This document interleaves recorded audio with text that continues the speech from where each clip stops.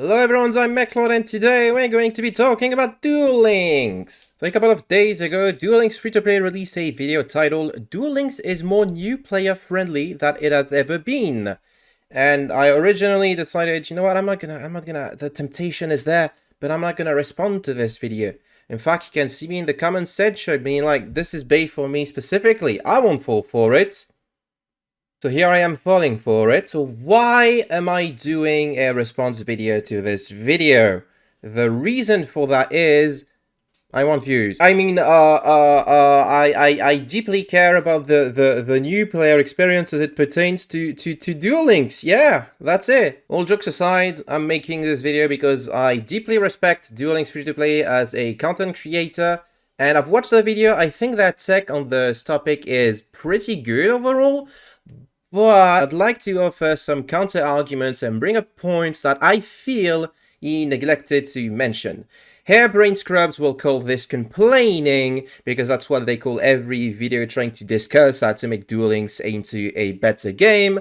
And I call it trying to contribute to a larger discussion that ultimately doesn't matter whatsoever because Konami is not going to pay attention to either of us anyway. So, we're just gonna watch the video, not in its entirety. I have already a couple of key sections that I want to respond to, so I'm just gonna hit play and then we'll stop when I want to respond to something in specific. So I've recently been in the middle of making a new player guide for Duel Links. I've had this realization the more I tried to plan out this new player video, and it's that it's the thing in the title. It has never been easier to get into playing Duel Links, whether or not you have played Yu-Gi-Oh! In general before. I think the whole thesis of this video, the thing that like is just being mentioned by Duel Links Free-to-Play is flawed, because it assumes that Duel Links is the automatic best way to play Yu-Gi-Oh! Online or even to get back into Yu-Gi-Oh! And I don't think that's the case, but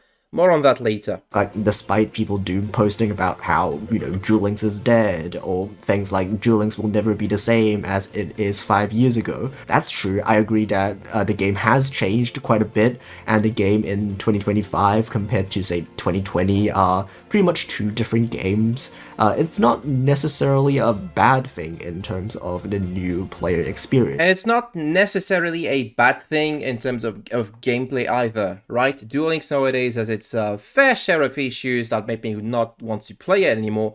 But just because I think it's a bad game doesn't mean it's objectively a bad game. I think there is still a niche of player that enjoys the gameplay of Duel Links, and that makes it like worth looking at and makes it an interesting game to begin with. So the idea basically started when I was trying to find cheap decks that players can build day one. That back in the day, the best thing you can do with like the starting gems that you get from playing the game is the Red Eyes structure deck. Back in the day, the best thing you can get is this thing. It's 500 gems, unlike most modern structure decks, and it's immediately playable. It's not like good, it probably won't get you very far in ranked, but it is pretty good at like clearing missions and stuff. Yeah, that's true. I've been looking at other structure decks and they're all more expensive or not playable at only one copy. Return of the Red Eyes is really like, for the longest time, was really the only one. Maybe the Tellarknight one was decent at one, because all the tellers do something that helps your overall strategy anyway, but even then, I think there was a UR that was not included in this structure deck that's only available in a main box. The caveat to that is the free blue eye structures you get through invite codes, but Duel Links Free-to-Play is going to talk about that in a second. In last year, we got something that's pretty good, which is the Blue Eyes structure deck. Not the one in here, it is the one that you get from the friend code campaign. You can enter somebody's code and then you get a free Blue Eyes deck. That one is pretty good. The thing I want to talk about today is none other than the infamous glue-eating skill of all time, which is this one. Dragonic Contact is a pretty familiar skill. This skill is an absolute blessing for new players because it turns the sloppiest piles of unplayable garbage to a deck that's actually viable. You can it's the strategy that you can build off of. As you can see, heroes, despite Despia being everywhere, speedroids, resonators, honor mats, as in like Utopia. It's despite all this, the most popular deck is still Heroes, and that is for a reason. I feel like the issue with this argument is, if you're playing Dragonic Contact as like your first deck, your main deck for PvP and stuff, you're not really developing any skills that can be transferred to other decks, so you just end up limiting yourself, right? I have not touched League of Legends in a very long time, but in memory there was a similar situation with a champion called Singed that played so differently from the rest of the champion roster of League of Legends. And I don't know if that's true anymore, but for a time, Singed mains, Singed players in ranked at the lowest win rate when being forced to play another champion, one that was often more mechanically complex. I'm not saying that Singed or Dragonic Contact decks are like completely skillless. Obviously, it takes a lot of skill to pilot either of those in high rankings and doing good with them anyway. I think Hero Mirrors in early 2025 tourneys can attest to that. They're extremely entertaining to watch, but I feel like Dragonic Contact teaches you the wrong thing about dueling, which is to say, your skill is a crutch that will save you no matter how poorly you build your deck. Actually, that means it's teaching you the right thing about Duel Links. A baby could play this deck, even for new players who don't know how to play Yu-Gi-Oh! This deck is just so easy to play that I don't think you can misplay even if you tried to. Okay, we've all played against Dragonic Contact players, we know this is just wrong. But that's the thing, right? Dragonic Contact doesn't really work as an entry-level deck because the floor of modern Yu-Gi-Oh's playstyle is still higher than what new players can reliably attain, even when making it so much easier through a bonker skill. I think decks that even a baby could play applies a lot to simple aggro strategies in other card games, right? Like Murloc Paladin in Hearthstone is as simple as play quest turn 1, play a bunch of Murlocs, win. Mono green aggro or mono red aggro are always as simple as you play creatures and you tap them sideways. The floor on these decks is pretty low, and the ceiling isn't that much higher, right? But even when playing these decks, you learn about important features of their respective games, like assessing threats, which are usually creatures with big numbers, making trades when necessary, managing your mana curve accordingly, and so on and so forth. That's not the case with Dragonic Contact. As far as Dragonic Contact is concerned, you can mess up threat assessment and use your Armed Dragon Thunder level 10 removal on the wrong thing, because you have no idea what your opponent's cards do, because there's way too many lines of text and a lot of interactions going on at all times. The floor isn't the highest, the ceiling isn't the highest, but it's still higher than what you can expect out of new players, because modern Yu-Gi-Oh! Is a difficult game to get into from the get-go. This is not a Duel Links centric issue, this is an issue that you also find in Master Duel, as evidenced by the Raran experience. And I think Konami's answer of tackling modern Yu-Gi-Oh's complexity being that they give you busted skills that pretty much play the game for you, that's not a good answer for me. That feels like a cheap get out. You know, it feels like you're not really teaching these people to play Yu-Gi-Oh proper, and you're not really teaching them what modern Yu-Gi-Oh is about. You're just giving them a big yellow button that they're gonna click on repeatedly and think they're good for it. And also, shout out to the Zero Gem format, where all the structured decks are banned, and Dragonic Contact is still so broken that we needed to ban this card. Because it's just too good to get this guy every time. This is all part of Konami's grand plan to ruin every community-centric format. Like, they changed the Time Wizard rules for Goat and Edison players. They made Dragonic Contact to ruin Zero Gems on Duel Links. Also, they can force you to play the absolute worst versions of Yu-Gi-Oh possible. You don't even need Super Poly, just make this guy every turn just by clicking the yellow button, and that should clear pretty much every single thing that you face against as a new player. Yeah, that's pretty much true. You're never really safe from encountering people playing meta or even simply competent decks on ladder in the lowest possible rankings, because Duel Links doesn't have a beginner's queue the way other games do, which is an issue worth talking about.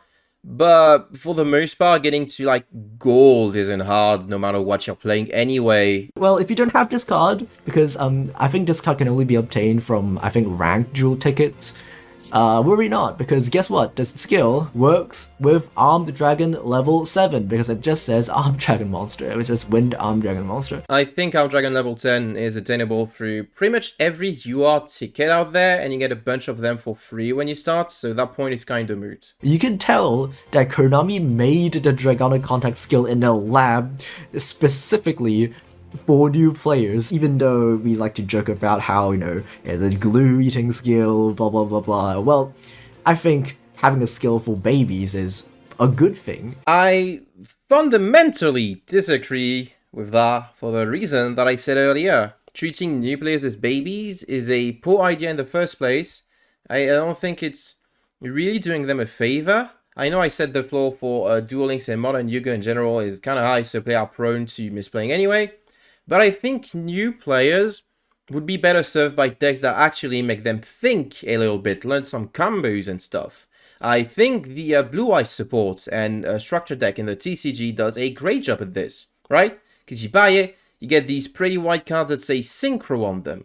And then you read them and you learn about tuners. And now you're curious about this whole mechanic, so you go find resources online. And there'll be tons of people showing you combos, basic upgrades for the structure, and tons of other stuff. And you're starting to learn more about the game, the way it's played, by doing so. If you look up guides for Dragonic Contact online, you'll mostly find a lot of negative content complaining about the deck and skill, some of which might even be mined. But there's also like a couple of Duel Links free-to-play videos in that category. And there's very few content actually teaching you how to play a bare bones version of the deck, or how to upgrade it in a way that's not just get these cards which are spread across several boxes and you have no control over what you get because this is Duel Links, which is a problem with Duel Links as a whole. The caveat to that is Duel Links Free-to-Play is about to bring out a couple of decks that unironically do a much better job at being entry-level decks for new players that actually accomplish the goal of teaching new players about Duel Links and the way modern Yu-Gi-Oh! Functions in general. New players need a good deck that doesn't use a skill, like, the Red Eyes deck that I talked about, so that they can just play that same deck in every single character that they use, and use it to clear missions or level specific characters up. Well, this brings us to the second thing I want to talk about, which is box routes. I believe there is one box that stands above the others. It's like insanely good to start with, and that is the most recent mini box, History of the Victor. And what does this box have? It has Exo Sisters. As you can see, the Exo Sisters are really, really cheap. This is, unironically, insanely good advice.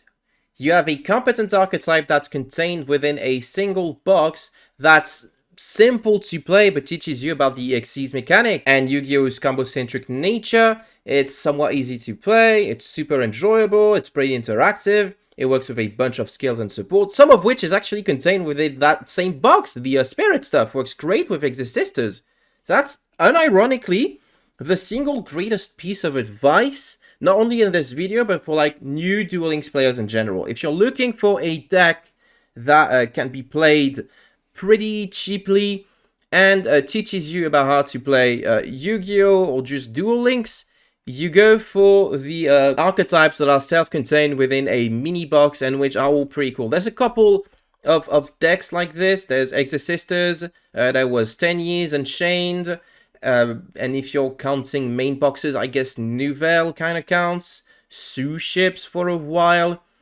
Arguably Lyrilusks, Chimera as of recently. And it's also an issue that there's only a handful of decks to which this apply. And most of which tend to fall off pretty hard. Like, I don't think, out of all the decks that I mentioned, I think the only one that are still playable nowadays are like Exorcisters, Lyrilusks, Nouvelle, and Chimera. But that, again, is a more global issue with Duel Links as a whole, right? If you're meta sheep and you want to build an actual meta deck, you don't care about decks can theoretically get to King of Games, you want a meta deck, you are dead set to build a meta, well, guess what? Ancient Gears is also in this box with a few other super rares and ultra rares here and there in other boxes. like Chaos Ancient Gear Giant or Howitzer. You can also use like dream tickets. You get those when you start off the game. You just use the dream tickets on the other fusions and other like random one-offs. You can get the structure deck to get Ancient Gear Fortress. You don't even need multiple fortresses. You can play the deck with only one. That's fair, I guess. There's an issue with like additional copies of Gear Town or Fortress being paywalled, and cards like Wyvern being in another mini, but like it could be much worse, which is I guess is as low as the bar is for decks in Duel Links. And also, honorable mention to another mini box that I want to talk about, which is Destroyer of the Phantasm. The box not only has some of the Ancient Gear support that you need, like Ancient Gear Giant, it also has Unchained, which is another really cheap free-to-play deck that you don't even need a skill for. Yeah, that's what I was saying earlier. I was saying it earlier because I knew Duel Links Freetoplay would talk about it later. But yeah, Unchained is also a pretty competent deck that can get you easily to gold or even plat, I guess.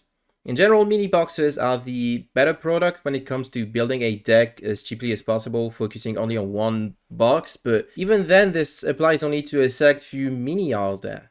Which sucks because that immensely restricts the amount of decks you're even allowed to build as a new player. Like, I don't think there's another CCG out there that compares in terms of how difficult it is to build some decks. What if you're a hero fan and you want to build like Omni Heroes in Duel Links specifically, not Dragonic Contact, but like Omni Heroes without Anki or the like Destroy Phoenix Enforcer and stuff. You just want to go for like Gulul Faris into Sunrise Beatdown. Well, you'd have to go through one mini thrice for the Faris, and then you get the structure deck that has a Sunrise, a Miracle Fusion, and a Stratos, but you still have to go through like 3 different main boxes for the other copies of this card. And then there's one variant in a structured deck that you get for gems, and if you want a second one, tough luck, you're gonna have to spend money. And it's not just a hero thing, also goes for Sky Strikers.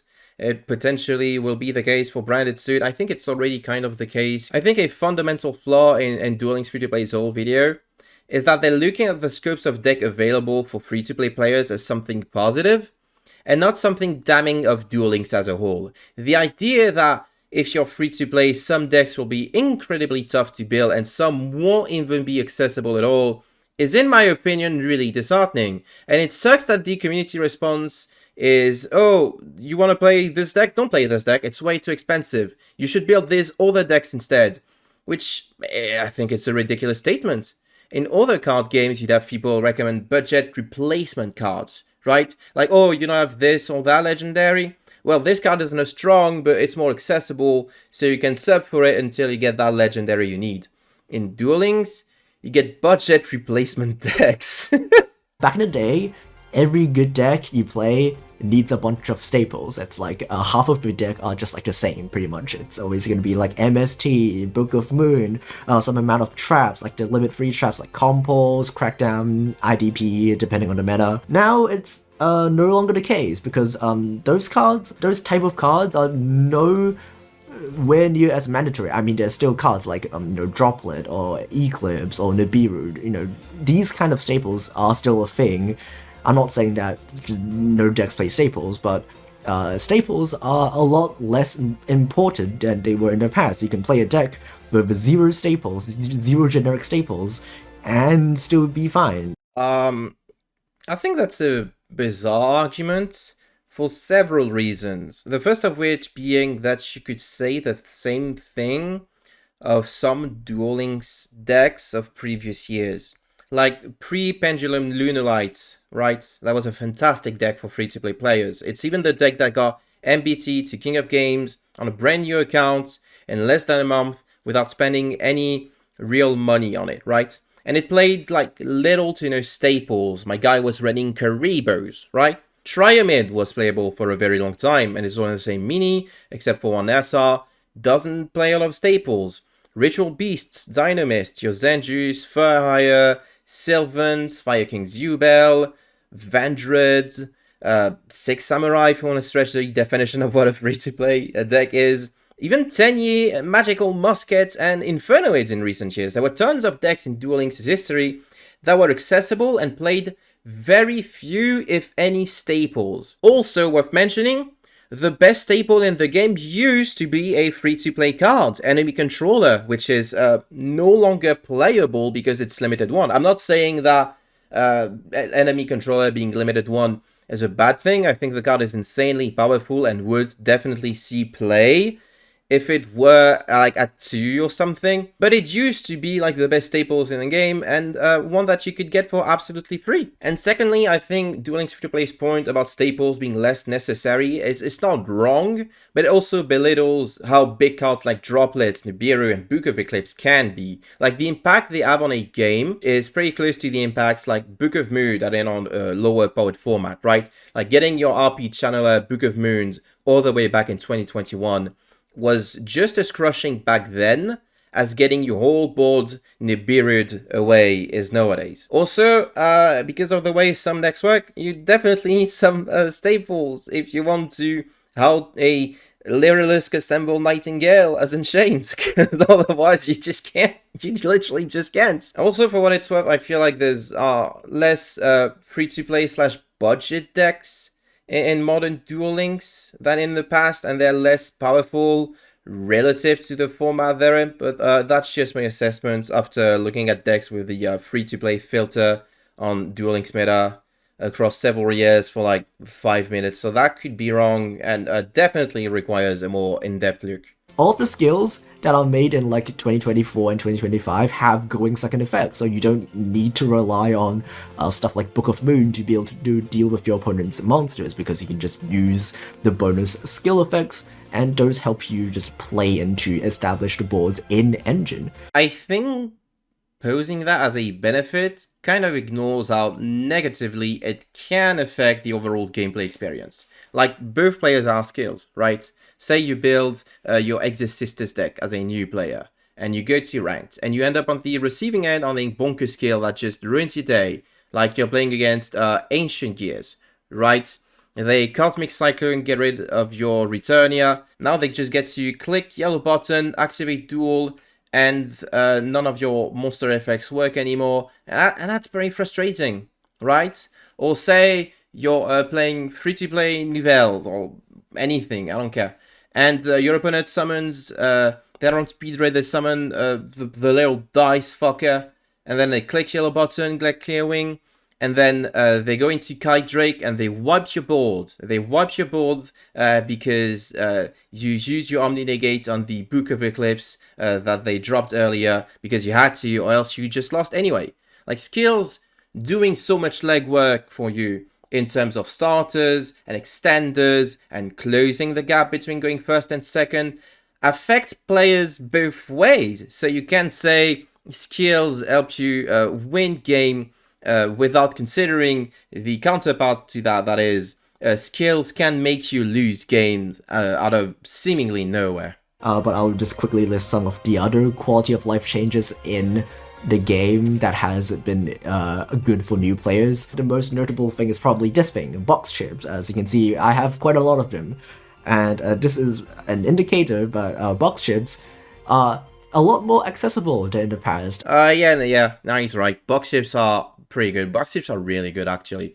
I don't know how easily you get those as a new player, but they're super good. Like, the pool of cards you can get with box chips is not the most amazing out there. I think Cyclone is still the best generic staple you can get off of it, but that's definitely better than having to use a Dream UR ticket on it, which is what you would be doing in the past. So yeah, box chips are great. The value of box chips will just grow over time because they keep adding more cards into the card pool of the box chips. So not only do you get box chips more often from events and stuff, you also just get more options, and that is a very, very good thing for new players. I don't know how much of that is true. Like, I can't think of any archetypes that are good now that will probably still be good by the time they get added to box chips, right?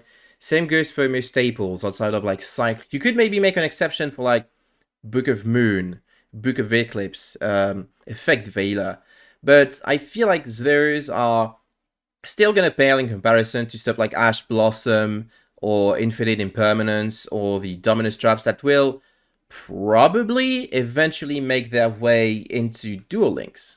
Your skill trader is really, really good. You straight up just buy skills without needing to like gamble or like grind for them. Yeah, oh yeah, this is definitely true. Anyone who has ever farmed for a skill before can tell you it sucks. I'm not a fan of modern dueling skill design, but I do appreciate how easily accessible they are, right? Having to farm for a skill like you farm for everything else would just be straight up miserable. Rush Duels is also pretty easy to get into. Just the format in general is already pretty cheap, unlike like Speed. Speed has a lot of main boxes, Rush is mainly mini boxes. And also if you wanna go and build a new player deck, the new Sevens structure deck and the Gaia stuff that you get for free is also pretty good. Like you just get a 7 structure deck. It's also just 500 gems, which is good. You can just get one of the structure deck. You can pay for more if you want to, but even as a free-to-play player, it's pretty good. So fun fact, the 7 Road Phantasm structure deck, that's not an EX, that's the first non-EX structure deck being added to the game since Magician's Arc all the way back in, I think, 2023. But yeah, Rush is definitely the more free-to-play friendly format out there. There are definitely issues with Rush as a format, but accessibility isn't one of them. Unless you're a free-to-play player and you want to play both Speed and Rush, in which case you're gonna have to spend like 70% of resources on Speed and 30 on Rush, I'd say, which sucks because it's not really viable to like play competitive decks in both formats unless you're willing to spend a little bit of money every now and then. And if you focus on Rush, well, that's 70% of Duel Links content, including the vast majority of events that just doesn't matter to you. So yeah, Rush's problems. I'm currently working on a video which will probably be titled "How Konami Fumbled Rush Duels," so look forward to that. The gap between cheap decks and expensive decks are also far smaller than it is compared to the times, for example, when I started making videos. I don't think that's true. I don't think that's true, my dude. Like, what? We like, okay, in the Duel Links of old, I can think of like 3 free-to-play decks that were top tier, like just straight up top tier in 2018. There was Aliens, Fur Hires, and Sylvans. All of them could be built using only cards from one box and econ, and Fur Hire was like even tier 0, Sylvans was a near tier 0 deck as well. And in that era, you also had Fire King's Yubel, which the Fire King stuff was all the only rare cards and stuff, and the Yubel stuff was free to play. That was a meta deck. 2022, 2023, Infernoids. You only needed 1 UR. You only needed, like, I guess you need on 3 Decatrons, so like 3 SRs. But like, that's, I think, the cheapest tier 2 deck or above that we've had recently. No, what am I saying? Unchained. Unchained was like tier 1. Right? 10-year was tier 1, right? I feel like these decks don't really exist anymore. Like, what do we have nowadays? Lyrilusk, I guess. Nouvelle is free-to-play-ish, and that's like tier 3/rogue.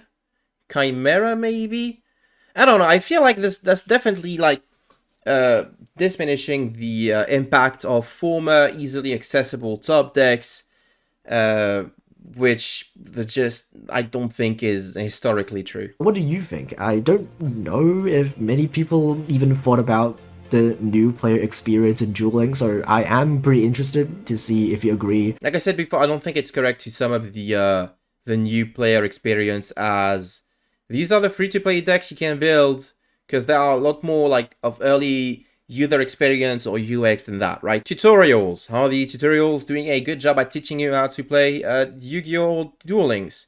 That's debatable. early missions and farming? Is it rewarding enough without feeling like grindy and tedious? I think like for the most part, this bit is fine. Unlocking new worlds and a lot of stuff, which I think in this part there might be an issue for Duel Links specifically, because you quickly get 7 years worth of content thrown at your face with no real sense of what you should focus on. Like after maybe an hour of play, you're like, hey, you can unlock JX World, you can unlock 5Ds, you can unlock Zexal, you can unlock DSOD. Have you heard of Rush Duels? Look at all of these new mechanics that you all have to learn in all at once individually, because chances are that if you want to play PvP, and once again, there's no beginner's queue, you're gonna have to like know what each and every one of them does. And I think that's a flaw with Duel Links. I guess Master Duel kind of has the same problem with the bloated mechanics and stuff. And I say that because I know of other games that like try to ease you into all of their content one feature at a time, right? You're not immediately exposed to like the 300 keywords of Magic the Gathering. You're exposed to a select few keywords that fit a certain color or something, and then you play your first games against all babies and bots and beginners that play very simple cards, and as you go on, you start learning more about, you know, cool combos like Bloodthirsty Conqueror and the other vampire that makes an infinite and stuff.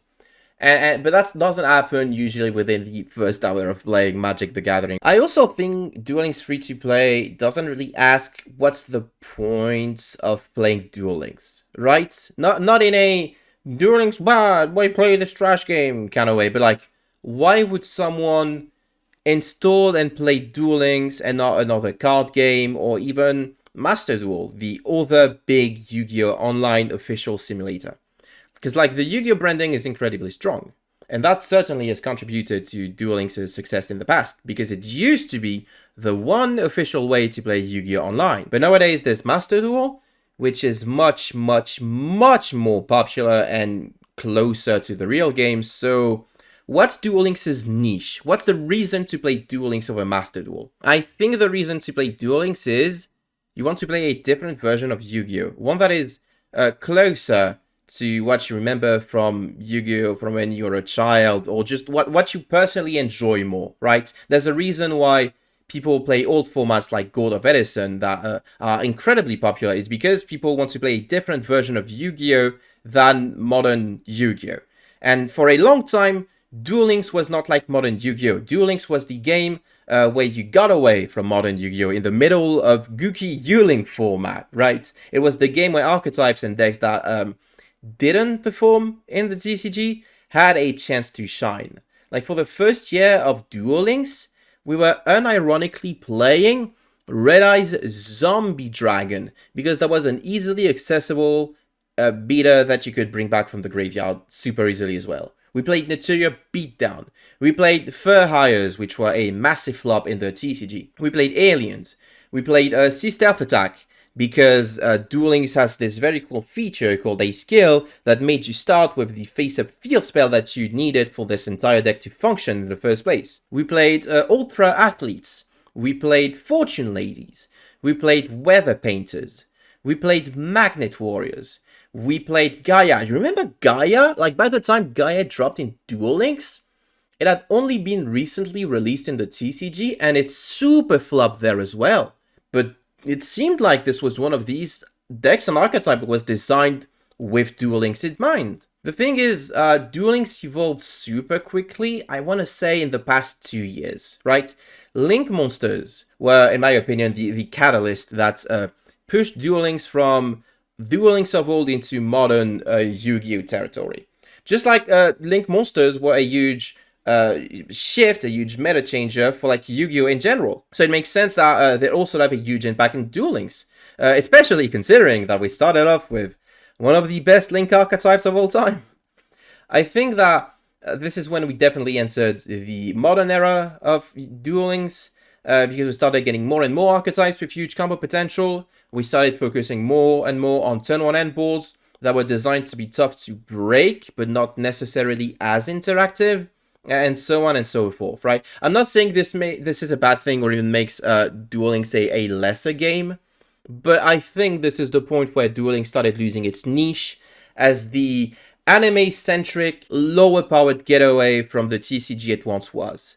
Like, Duel Links is still a lower-powered format, but the more it goes on, the more you start encountering decks that you might as well have encountered on Master Duel, except we replaced the level 2 insect with a yellow button. So if I'm a new player and I look at Duel Links versus Master Duel and I start comparing how much of these games is worth as far as my time is concerned, the only reason I pick Duel Links over Master Duel is because I still want to play like a, feels bad to say weaker, but like a less competitive version of Yu-Gi-Oh! One where my specific archetype that I liked from Yu-Gi-Oh! Has the better chance of like being good. But the more Duel Links progresses, the more like this is not what Duel Links is anymore, right? Your archetype is only as ever good as the skill that it gates. So if you get a bad skill, if you get no skill at all, chances are you're gonna get trounced by the meta decks, which all have powerful skills, which kind of work the same way as the meta decks in Master Duel that are like powerful starters and extenders and combo pieces and stuff. I remember all the way back in 2017 when GX World launched with Cyber Angels, right? Players were concerned about getting I think Dakini specifically released in the middle of Arc 5 in the CCG. So that was like super recent for a game which up until then was like I said before, unironically dropping Red Eye Zombie Dragon and calling it a day. Like Drakini was miles above and beyond what other cards were doing at the time. It was the Dengetsu of early Duel Links. And players were complaining about that because they thought cards of such a power level had no place in Duel Links. The same was true for Fur Hire, right? Fur Hire dropped in Dark Saviors in 2019, shortly after in Duel Links, and 2018 rather. Yeah, 2018. And people were saying that has no place in a game where we're just normal summoning alien. I can't remember any of the alien guys' names, but normal summoning an alien, setting 3 and passing. And players have always been complaining about the best cards or the best decks of any given format. Right, like that's not anything new, and I will continue until the end of times, but these players were specifically complaining that modern era cards had no place in Duel Links, aside from the ones that feel like they were designed for Duel Links, like Gaia, the Gaia support that came out in I forgot the name of the set, the Dogmatica set, Duel It something. That archetype feels like it might have well have been released in like 2015. And then, you know, the power creep happened, so modern era stopped being the exception and started becoming the rule, you know? Which is just, I guess, the natural progression of Yu-Gi-Oh! In general, so what can you do? So yeah, I disagree with Duel Links Freetoplay's take that Duel Links is more new player friendly than ever. It's objectively true that we've gotten a lot of good stuff and quality of life changes for free. I'm not gonna deny that, but I think the overall new player experience is worse than it used to be. In no small part because of the feature creep that plagues a lot of like games that are... This game is like 8 years old at this stage, 7 or 8 years old, right? So it makes sense that it would have a lot of features that can be complex for new players to pass through, but especially complexity creep, right? Like Duel Links used to have too many currencies between coins and gems and orbs of individual colors, of rarity, and now it has even more currencies. I used to think, damn, that's a lot of boxes to choose from back when I started in mid-2017, and now there are even more boxes across 2 game modes and tons of mechanics that you have to learn about if you're not familiar with Yu-Gi-Oh! And stuff. And I know the cynical response to that is, well, what was Konami supposed to do? Not add new content? And I think phrasing it like this is kind of missing the point. Yes, you have to release new content, but I think Konami should have done a better job managing the power creep of the game.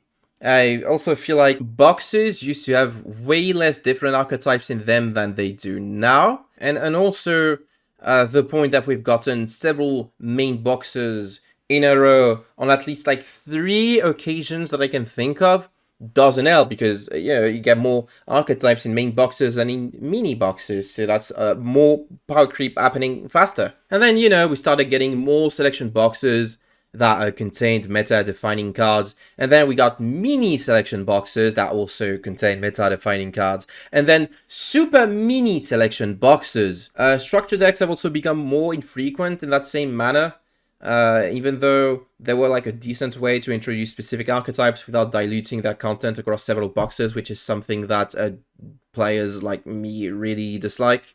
Like I said before, last time we had a non-EX structured deck for speed was 2020. Wait, no. Holy shit. Magician's Arc was in 2021. What the fuck? Wow! That's way back. I think the pace of releasing new content every month wasn't viable in the long run, as evidenced by anime archetypes like Volcanics and battling boxes getting added to the game way before their anime users. So yeah, maybe Duel Links was screwed from the get-go. That's the least doom-posty mechable take. But I really think it's important to properly ask why players would play Duel Links over Master Duel and how to best serve those people. And Duel Links Free-to-Play correctly pointed out that giving away decks with a perceived low entry barrier and busted skills like Dragonic Contact or Utopia is Konami's answer. I don't think that's enough to make the game objectively better for new players, but I guess that's better than nothing. And it's also very important to point out the positives in Duel Links. Like, yeah, box chips are absolutely fantastic addition to the game. We're still getting like budget archetypes in mini and main boxage, which is really good. But these positive points do not automatically blot out everything negative about Duel Links, right? Like how important that positive or negative stuff weighs in your overall appreciation of the game is up to you. For me personally, there's more negative than positive stuff, which is why I'm not playing anymore. But you're not doing yourself a service by pretending that one or the other doesn't exist. Like I said in my case specifically, all the good stuff doesn't outweigh the bad stuff. And I think it's factually wrong to say that the game is better than it was for free-to-play players, not only because we've had more free-to-play friendly formats, but also because Duel Links, in my opinion, just isn't worth it if you're free-to-play. But what do you think? Do you agree or disagree with Duel Links free-to-play's take, or even my take, or do you have a secret third take that I have never heard of? Let me know in the comments of this video. And also, if you like this video, make sure to like it and subscribe if you haven't already. If you'd like to support me further, you can check out my Ko-fi in the video description, where you can make a one-time donation or a monthly pledge, or you can become a YouTube channel member. I'd like to thank everyone who supports me so far, starting with my Ko-fi donators in the forms of Dingust, HowlishBoy0, Jimmy, Zinnia, Yannick, Sile, Marklu, Fortuno16, the Abyssactor Guru, Old Price, and Exorcist. I'd like to thank my YouTube channel members, Sternay, Crimson Reaper 5, Troy Bolton, Genius Wannabe, and C. Lelouch. Thank you all for the support. Wow, that's a long video. I didn't think it'd take this long just to respond to another content creator's content. And I have, like, chores to do that I didn't do, and I'm gonna get yelled at by my fiancé. Oops. Well, better get to it then. Thank you all for watching once again. Take care, everyone. I will see you all next time.